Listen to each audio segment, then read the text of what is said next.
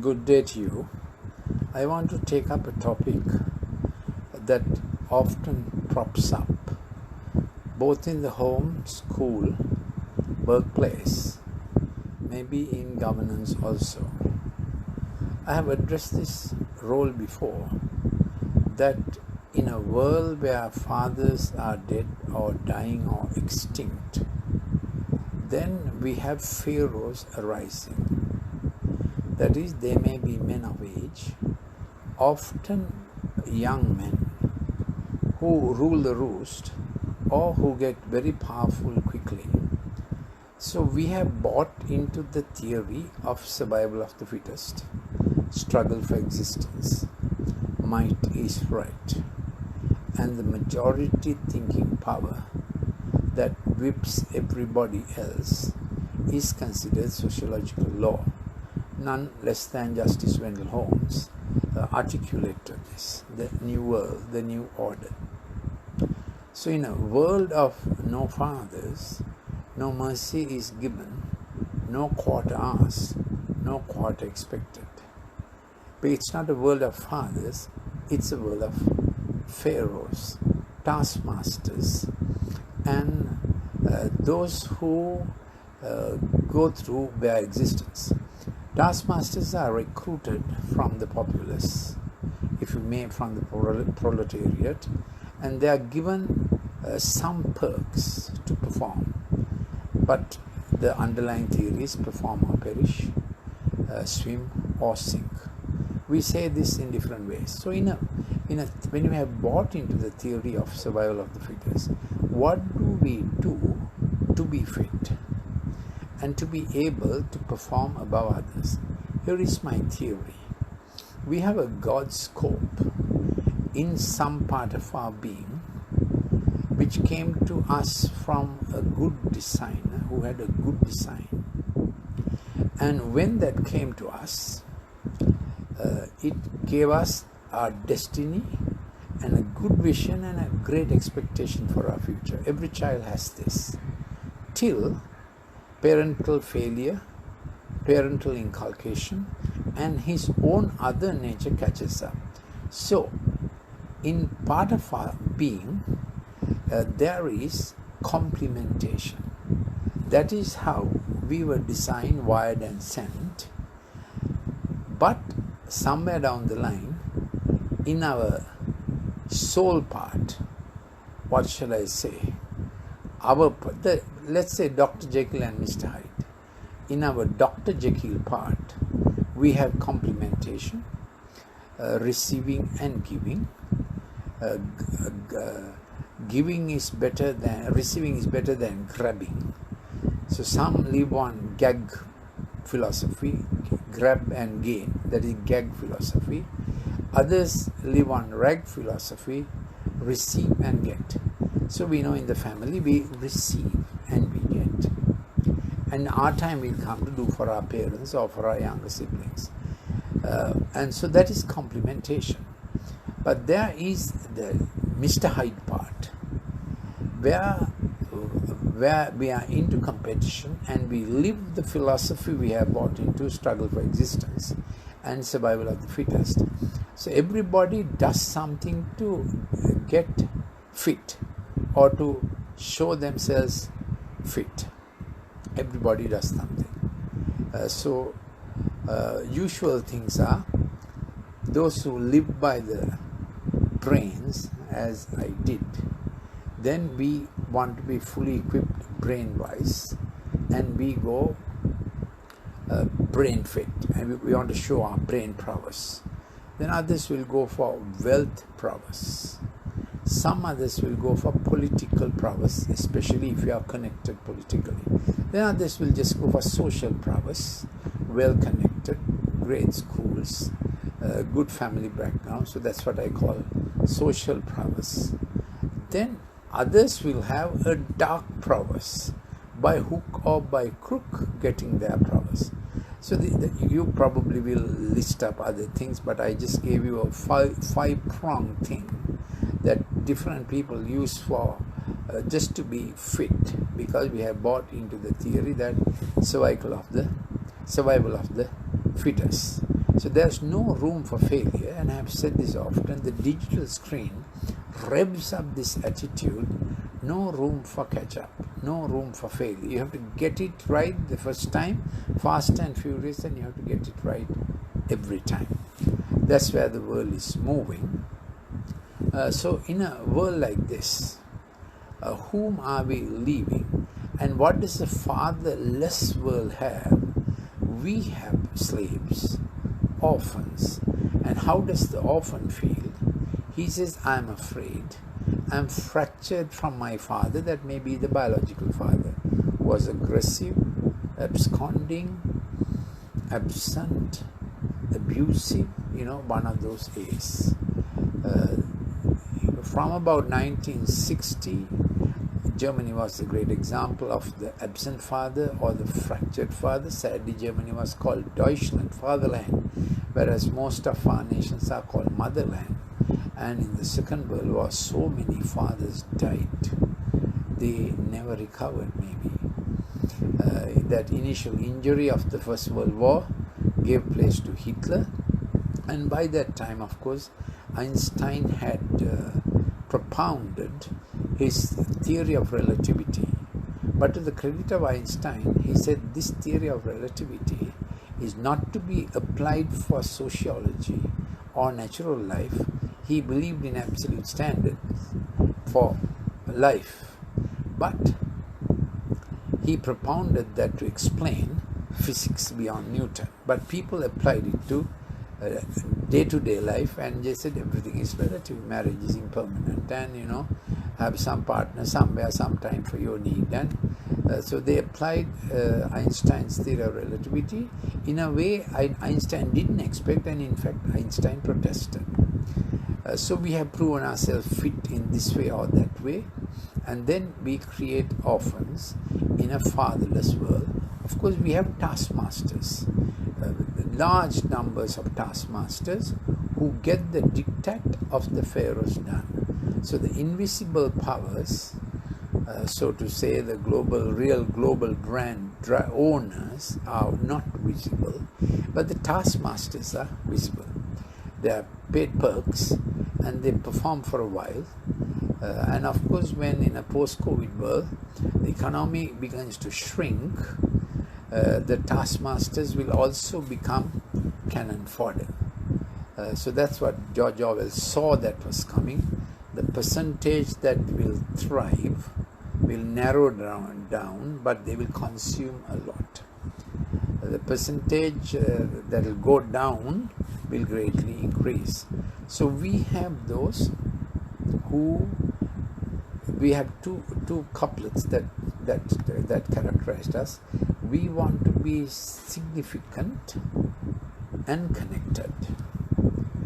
So we know connections give significance. Now, but to be significant, we can be resourceful. Within our resources, significant.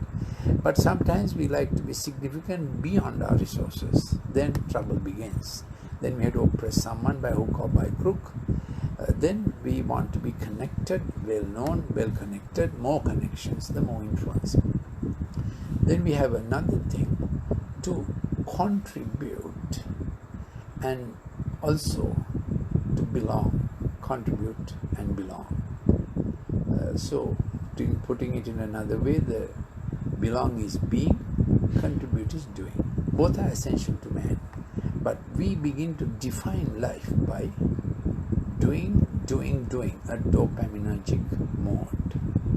And the being part of it gets less and less. So even between parents and children, you can have the economic performance graded, targeted language. So your child becomes your market for excellence, excelling, and to get the best products out of your child's education, because you're investing. I have personally heard parents talking like that to kids. I've invested so much, you have no good performance, waste of money, and things like that. So in a father lacking world, we are creating orphans. And you know my worldview. God the Father designed and created people in His image, a world of complementation. symbiosis, enough to receive, enough to give in inclination. That's how it is. However, when one faction wants to consume ad lib, ad nauseam, then that doesn't become enough. So what do they often say? I am fractured, I don't know where I belong, who protects me, who am I, where am I going? I feel often belligerent, hit out, lest they hurt me. I have to protect myself. I have to constantly watch my back. I better win the battle before they start the battle. I have to protect myself. Everybody is out to get from me. Everybody is about to get at me. No one can be trusted. So this inside thing of I'm afraid, then what do? They demand love, they exclusive love, jealous love, I possess you. So you find sexually related immoral affairs, romance, ending up in murder, physical murder. We have had such cases coming up. So love me only, jealousy, and being bombastic. Bombastic is you try to own whatever you do and whomever you are connected with. Friends feel scared because you want to own the friends, and exclusive rights kind of thing. Of course, this can come into marriage. You can have this relationship with your kids also, workmates, subordinates. So then to this, I have 3 points on this. First point I want to add this: how have you packaged offense and wrath? Ayuda Hosalangi Masayan Nabakain, Mimosa pudica is the proper name for the Nidhikumba, that little plant that has green leaves and very tiny green leaves. Our college grounds were full of it. I see some old thorns connecting, and some, not the whole grounds, of course, some parts of it, and little thorns, So don't be like Nidhikumba. Mimosa pudica means don't fade down your leaves and put up your thorns. That's a personality trait. So offense or wrath. So offense is how you feel inside, you contain it. Wrath is what is coming out of you. That's the connection between offense and wrath. Where nobody got it right for me. So there's a generation like that. You have to get it right for me, because they are not into initiation, navigation, successful in conclusion, and good reward. They haven't got the sense of reward, so they are on anti-reward mode. They are always looking for the reason everything is wrong. Whereas God designed us to do things because there's a good reward. All pioneer scientists believed that there is a designer, so scientific experiments have a decreed end. If science is discoverable, science runs on laws, science is predictable. So by the time you got to existential philosophies, you still work with a predictable scientific world. So there was a predicator of the predictable scientific world. Laws of science are reliable. So theory of evolution is not science, it's a theory. So it's unreliable, because scientific process, you must be able to prove it in the lab. Theory of evolution is a theory of history. It's a theory of history.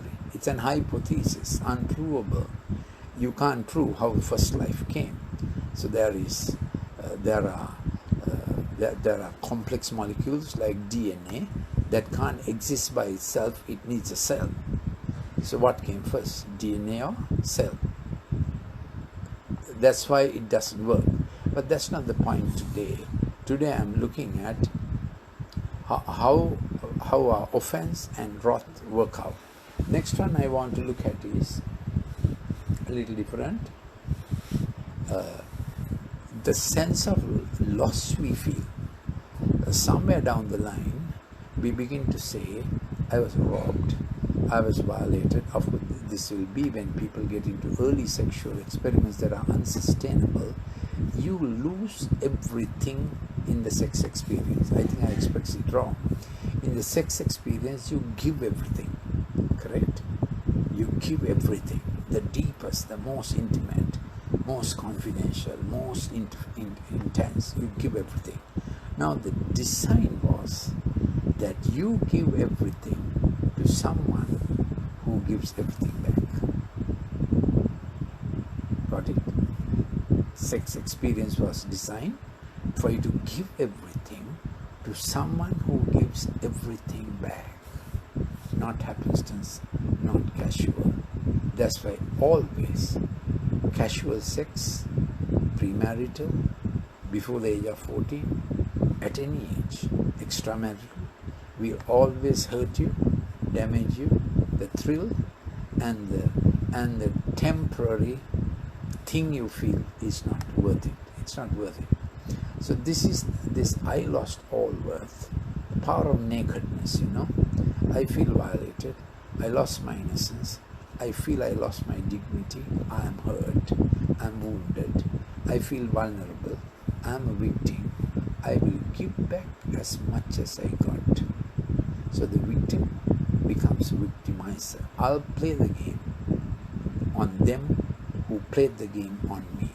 Just the way I got played out, I'll play better at it. So there's a vengeful motive that comes to it. By that time you are entering the hurt, humiliation, the horror, fear, the hatred, or the hiding. So when people get hurt, next thing they feel humiliated, third thing they feel horror, meaning I have lost it all. Then you get the vengeful group hatred, or those who just go into hiding. They take it inside and they just go inside. So these are five. I call it 5H syndrome. How people get injured in life. 5H syndrome. Then we are on this thing of naked. I will give back as much as I got. Life is unfair. I will hurt others as much as I got hurt. I'm in pain. Why should others be happy? I lost all worth and value. I have nothing more to lose. Then of course that person will cause a lot of damage, a lot of danger. So we have to watch our kids and anybody else. So I sit with many parents for a week, or they come very angry because most of them, because of digitization, they have busted on the screen in a way you won't understand unless you have gone through my clips on digitization. So I'm Dr. Lalith Mendis. I say this always. I live in Colombo, Sri Lanka, and my last substantive post was as head of Department of Pharmacology in the medical faculty, State Medical Faculty, and I'm reachable with WhatsApp plus 94 77 49 59 214. My YouTube channel, Dr. Lalith Mendis, has lots of these clips. This kind of science and recent ones, the COVID science ones, the digital science one, and more spiritual topics. So here we are, the reaction of a person who feels that they have lost it all irrecoverably. Now, I'm not saying it's irrecoverable. That is how they feel. They have lost it all.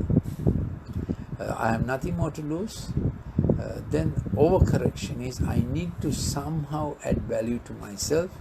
As I told you, make myself fit with knowledge, education, beauty, connections, acquisitions, buy up things, buy up brands, show up the brands that you have bought up, and that hopefully they think that will add worth and value. We know it doesn't, but that's the way it goes.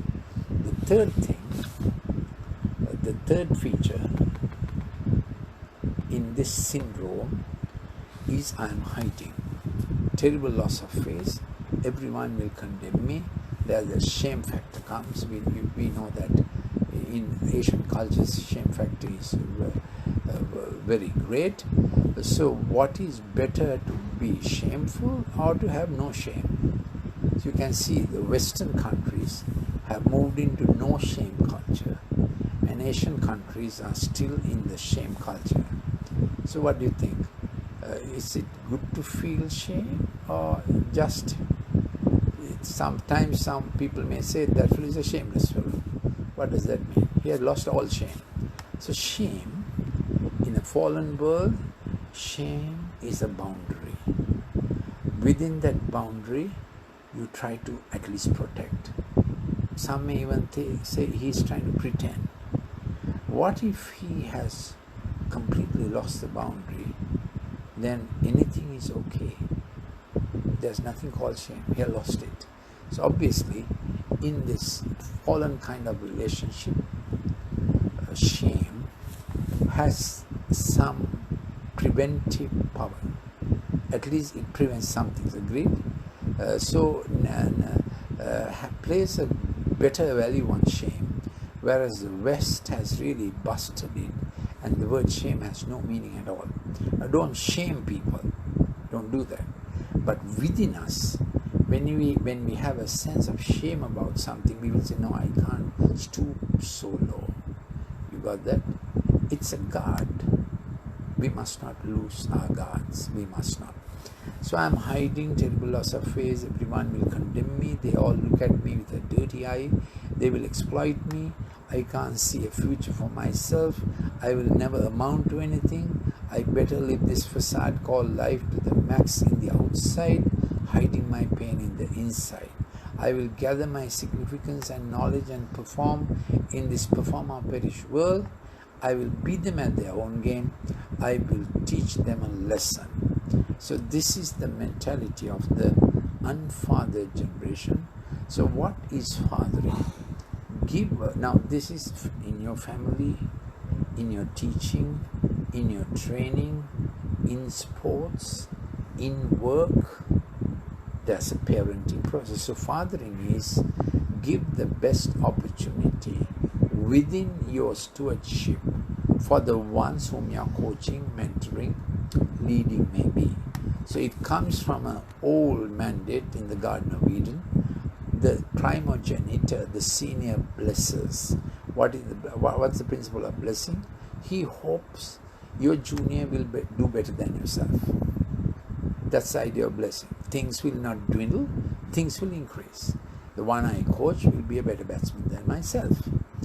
Same with medicine or whatever. That's the principle of blessing. So there has to be someone, a great blesser, who put this principle into us, that we can think that others who owe us and whom we have shouldered, for whom we were the foundation, will do better than us. You think evolution does that? You think this is survival of the fittest? You think this is a struggle for existence? I don't think. So obviously, somewhere down the line, I had a convictional reorientation just after my A-level. Some of you have heard it, that I became first in the island, and I kept coming first in my batch in the Colombo Medical Faculty. But between the A-level and my first exam in the medical faculty, my thinking premises had changed.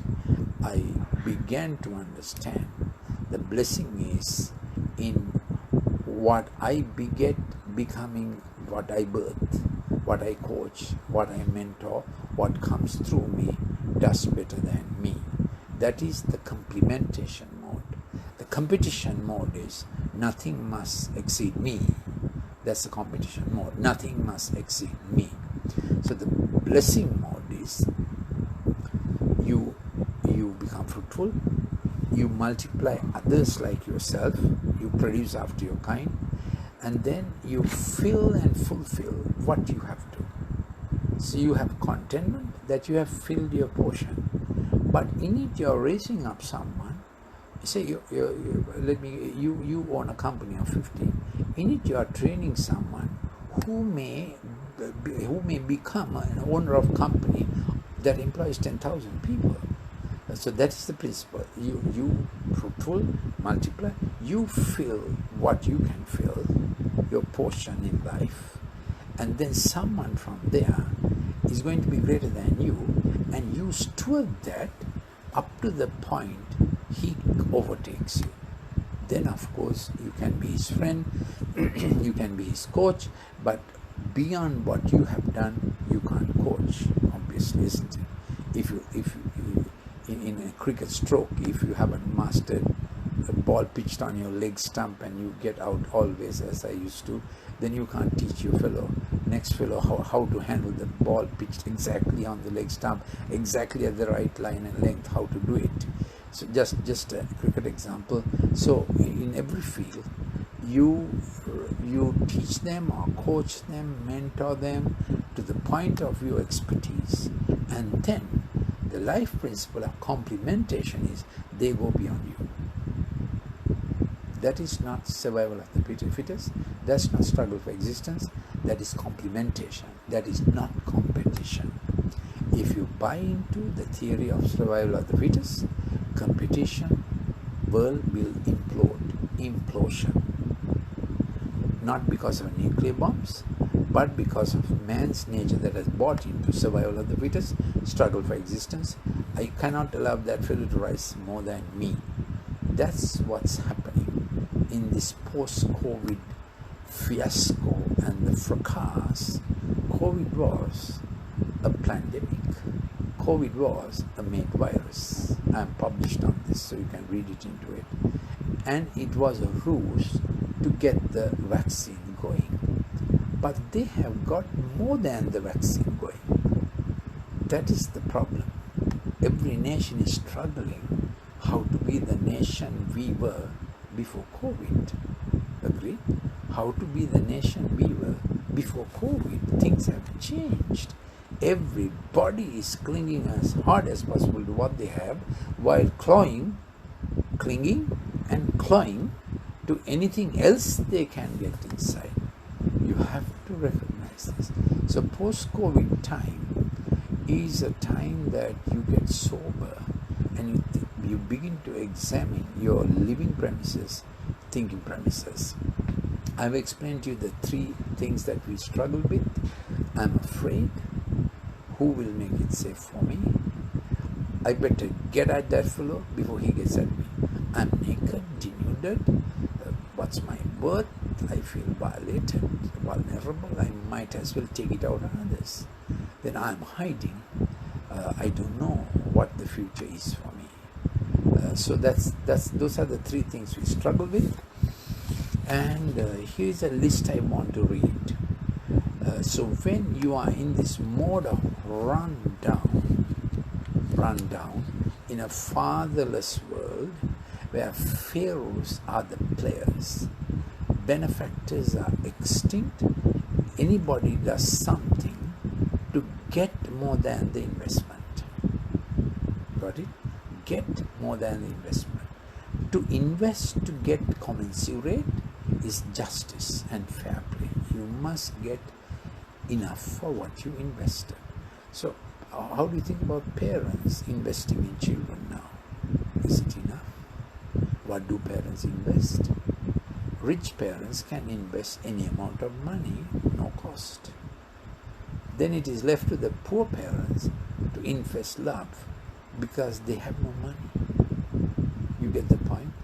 So it's a very sectarian world we are living in, very sectarian world.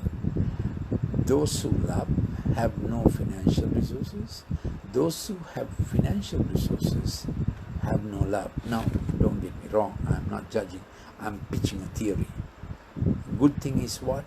Love and enough financial resources at different levels, you know. At least we want financial resources for our child to go to school, 1 square meal or 2 square meals a day, some decent clothing, and people must not live on the road. So if we are in a fellowship, we are in a friendship group, then we have to ensure that those whom we know can't sleep on the road. In fact, yeah, some sacrifice on our part, they can't sleep on the road. So what has happened is, those who have love have no resources to develop the complementation mode. Those who have resources don't have love and they run into problems. That is the problem of the world. Got it? The competition thing. They have money, they have wealth, they have resources, they have power, they have political connection, they have social connection. But it's not working in spite of that. So we have to come to some harmony, some reconciliation. So this is the model I work with. On the cross, the Good Shepherd gave his life, taking in all the contradictions we have engineered in a world of enough resources. World has enough resources. Every human being can eat and be sufficient.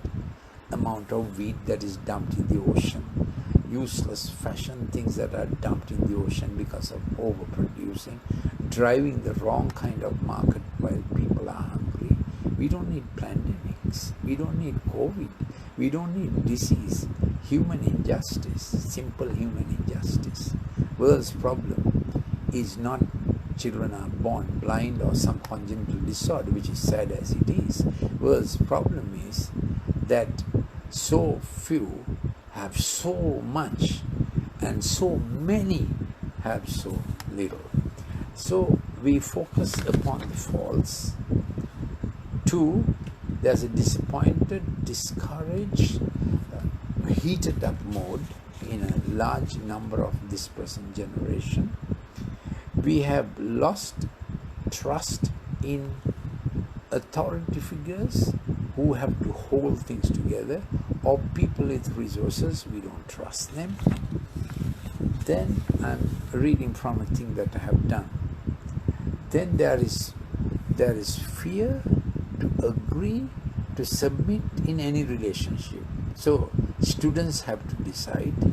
Work realm has furor and home has furor, because submission is a bad thing. What is submission?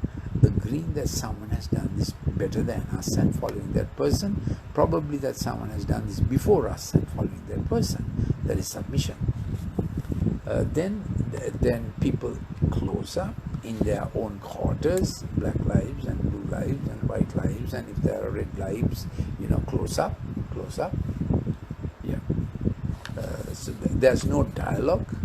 It could be a race issue, caste issue, political party issue, rich nations, poor nations issue, so many sectarian interests, I might even call minority interests, so many closeted entities in life. There is no common fellowship, no common interaction. Everyone is shooting from their vantage point. The closed spirit is that. An independent spirit, we are doing things as we please with no coordination or complementation and expecting the thing to work out. It will not. Then we don't know what really goes into relationships, anger, passivity, isolation. So that we have relationships, but the relationship is driven from a bottom-up experience of things that happened in the past driving us through. So the relationships now we have is not in the present. It's virtual unreality. Why we are together now is because something that drove us into it, so we don't take ownership, reciprocation, relational repairs are absent. You come perfect or it won't work. Therefore people don't marry, they live together just in case. You come perfect or it doesn't work. But we know, once upon a time, life was two imperfect people walking together and having fellowship in weakness. What is that? Nobody wants weakness. We want to be as strong as possible. There's no chance for tears. Boys don't cry, strong men don't cry. Now even corporate women don't cry. You understand? So that we are completely lost that there is fellowship in weakness. So the weak have to be eliminated. They are an embarrassment. Weak have to be eliminated. The poor, the old, the handicapped, unwanted child. Can you see where it is coming? That's the designed eugenics, arranging society, and whether people will get on to arranging the genome, use vaccines that will harm our genome is yet to be seen. These are scientifically possible. It's within reach now, seriously being considered here. So that was about what really controls our relationships. Then the 8th point I'm making here is relationships are completely utilitarian. It's here today for today's thing, for tomorrow's thing it's another thing. It goes on all the time. Yes, relationships become superficial, utilitarian, meaning what's there in it for me? How much are you giving me for this? Okay, I'll match it. Yeah, that's not a relationship, that's a contract, that's a bargain. You don't call it relationships. Yeah. We find ourselves with very little healthy, supportive, affirming relationships around us. So the support basis, the family, the larger family, has dwindled really. So people live for the day, and they can't, there is no sense of correlating yesterday. Live it for today, bust it, start another bust. How long can we go on? So COVID has spilled all what we lived. COVID didn't do anything. Of course, COVID did some drastic things. Older people died, vitamin D deficient people died, people whose immunity is compromised by flu shots died. Thank God in Sri Lanka, vitamin D levels are okay. Our immunity is not compromised by flu shots, and also we gave hydroxychloroquine early for all those who were PCR positive. So we managed to get that going. So we are grateful for that. However, COVID did some terrible things, yes, but COVID only brought out what we have been living into stark contrast. If this doesn't make us wise, what will make us wise is my question. I'm going to finish soon. I have just 3 more things. So 4 more things. 9th point, I told you already, very little healthy, supportive, affirming relationships. So what do? We need to create some support groups based on batchmates, schoolmates, workmates, or whatever. But we need a common, my suggestion is that we need a common way of handling mistakes, handling past. So the principle of the cross is that we build up resource enough to absorb the error. Don't allow errors to float. So the Good Shepherd took all our errors, absorbed it, and in fact he said it is finished.